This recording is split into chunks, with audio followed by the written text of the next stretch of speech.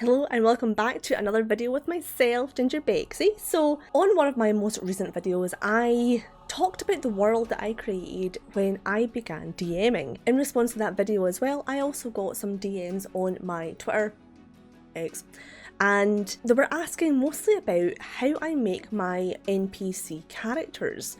And you know, the actual answer is, I didn't.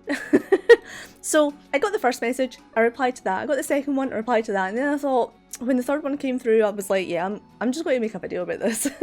Because it seems like there is some DMs out there, or some people who want to be a DM, who don't really know how to start making a character. And honestly, my advice mostly is, let the dice do it for you, because that's what I did. One of the questions that I got was, how do you make your standard, generic NPC, the people who go to pass one time possibly?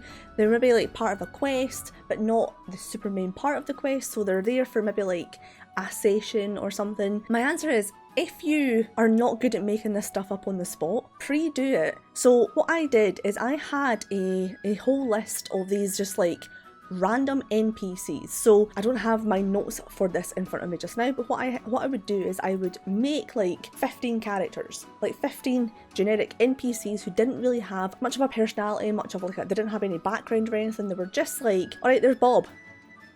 Sure, a character that you would meet in a random shop somewhere in a town that they'll probably never visit again. Or you can just dip into that list of random NPC characters. The way that I actually made them was by a handy list. Oh, this is backwards. A handy list. So this list here, this was something that I drew up for myself that was like my go-to, my quick go-to.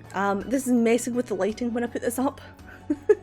So what I'll do is I'll take photos of this and I'll put it up on screen. So my book, as you can see, it has all the races, and to get a race I would just roll a d10. 1 through 9 was all your standard player handbook races, and the 10th one was really just like, if I want to figure it out for myself, if I've got someone in mind, if I've got a special type of character like a kobold or something I would want them to be, that would be dice roll 10, or just a reroll, because sometimes I don't want to think about it, so a reroll. The next one is the classes. Now, when we're talking about these random NPCs that you see on the street that you're probably never ever going to talk to again, the class for me was more along the lines of, what is their personality going to be? If you get a barbarian, well, they're probably going to be a little bit more feisty.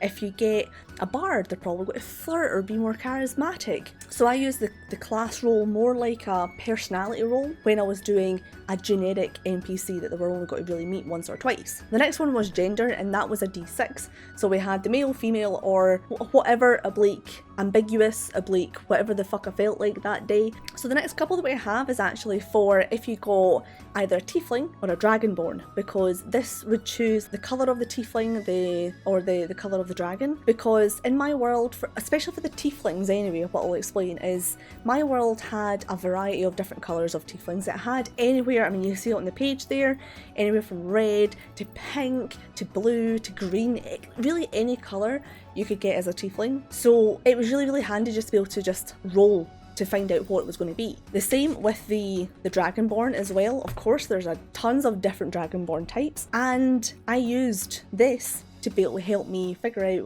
what type of dragon is it. This would also go into what type of personality they have, because of course the different types of dragons have different types of personalities. So this was a really, really helpful guide for me when I was making a character, like an NPC, that I just didn't want to have to think about. I'm getting out my dice. Now, my world creation was a little bit different than what I should have done. What I actually did, and I wonder if I'll be able to bring something up on screen, I did the worst thing possible, and for every single last town, I created characters for every single last shop, etc, etc.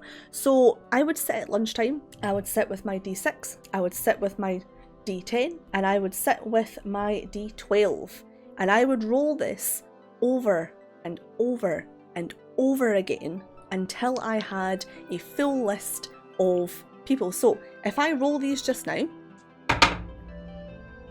so we have a 1, which means that we have a male character. We have a 9, which I think was a tiefling. Yeah, this is a tiefling. And we have a 10, which I believe was a monk. A sorcerer. Ooh. So we have a male tiefling sorcerer. And then for the tiefling, we roll the d8.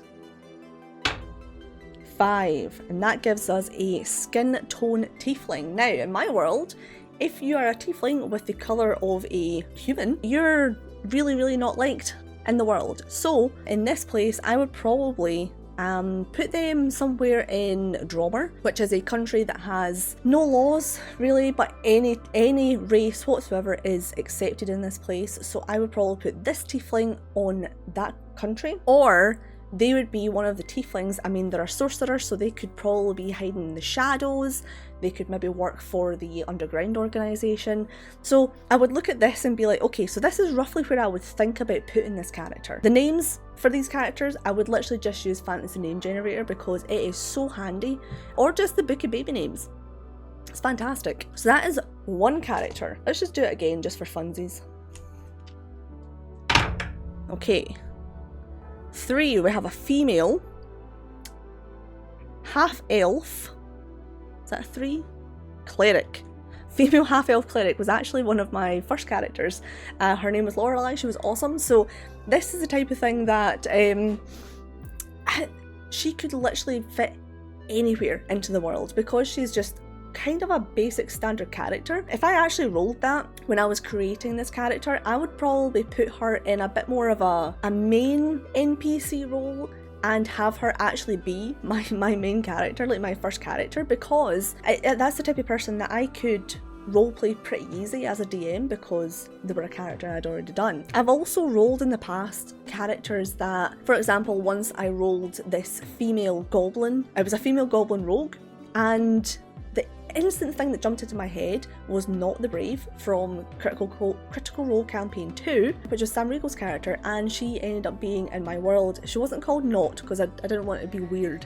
I called her Nez, but she was based on that character just because of the dice that I rolled. So yeah, it is such a handy way to roll the basic NPC characters that you're not really going to come across all that much. These are the type of characters that I would just put in a list at the back of my book to say, okay, so we have this character, this is their name, this character, this is their name, and if they ever came across someone that they might probably want to talk to again, maybe at some point in the future, maybe they're just passing them by, but they're not like any type of main role, that is how I would do it. And I would just have this list of characters at the back of the book to just pull out the hat at any second, because it was so handy to have this. I mean, there is also, you can actually go, there is websites where you can just go and just like create an NPC, but I kind of feel like this is a more fun and, I don't know, involved method of doing it. I'm also saying, by the way, Player's Handbook is the 5th edition. I actually don't know anything about D&D 1 yet.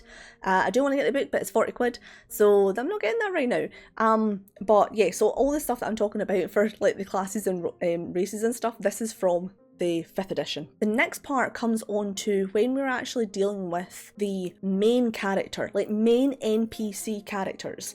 So I spoke about in the past a character called Ruby. Ruby was a tiefling barbarian who had the colour, like the skin tone of a human. She was called Ruby because she had bright red hair. Not my red, but like vibrant ruby red. She was an NPC that the characters actually adopted, the player characters adopted basically, and took her with them, which was quite difficult because they all already had Big D. If you've seen my last video, you know exactly what I'm talking about. They already had Big D, and then they also took on Ruby, and I was like,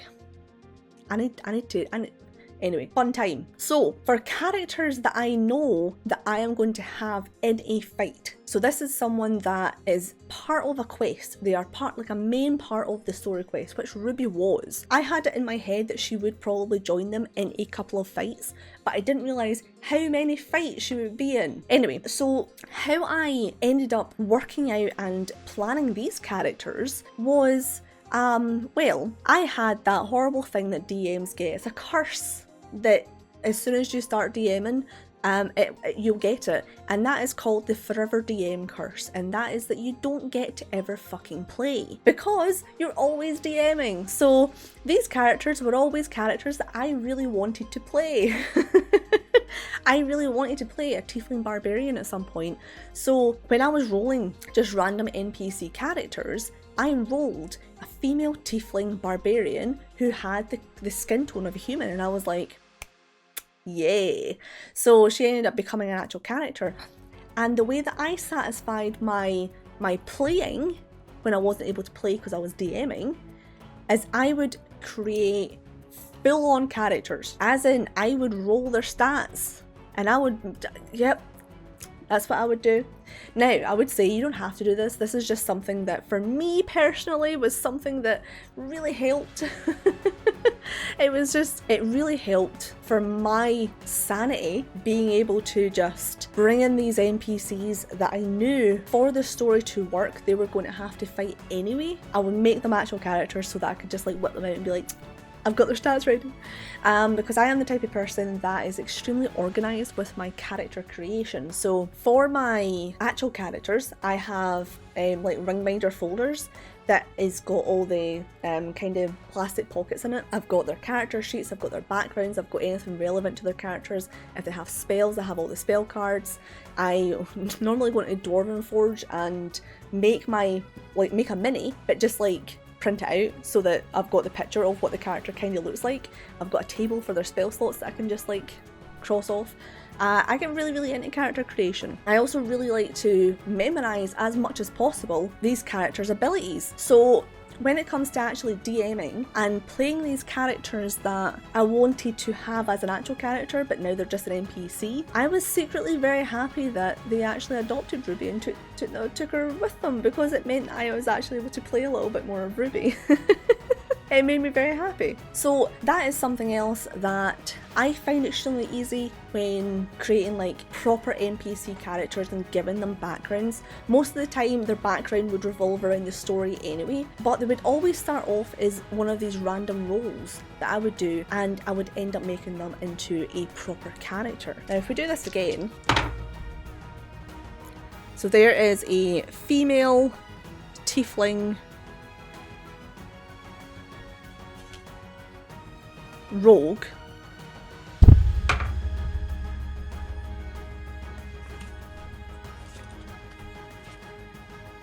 who is bright red. So this person I would maybe put into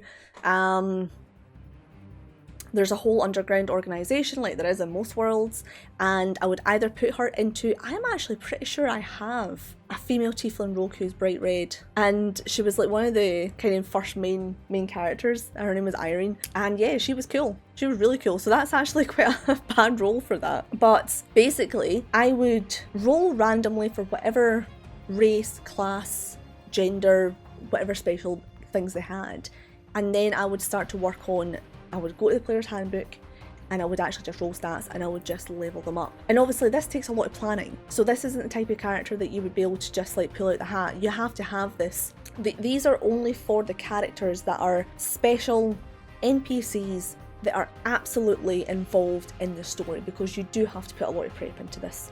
If that's the type of thing that you want to do. With this, it made for a really interesting fight because all their abilities were pretty cool, and for example, none of my player characters were paladins or barbarians. So for example, just taking Ruby there, none of my characters, player characters were barbarians, so then being able to see barbarian abilities got them really interested in, oh, is that how a barbarian works? Okay, well that's really cool that they were able to do this. So it was that type of thing that it just made for a really interesting fight. Although I did have to fight, obviously, the bad guys, and also fight with these other characters, whilst also involving Big D and the player characters, it did make a bit more of a difficult fight, but there were very few and far between when you had these main NPCs in it.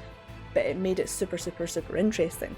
So again, that's something, if you are kind of looking to make your job more difficult, that's the way to do it. However, there is nothing wrong with just taking it from the monster manual. I quite regularly took stats from a monster manual and just put them into a character. If I couldn't be bothered, or if I didn't have time to work out a proper NPC, for example, there were some times where we ended the session because they got into a random fight that I wasn't prepared for, and luckily it would be at the end of the session, but it was like, I need to pull this character out my ass and I don't know how to do that. So sometimes I would just take, for example, take a succubus or you actually have like NPC characters, like NPC bad guys, like druids and things like that you can just pull out as well. There's also like clerics and monks and all that at the back of the book. Is really, really handy. But I would just fit it in with whatever type of, you know, scenario we were in, and I would just put their stats, like this monster stats, into this NPC and be like, I made a person. But that is the 3 different ways that I like to make characters in a D&D session.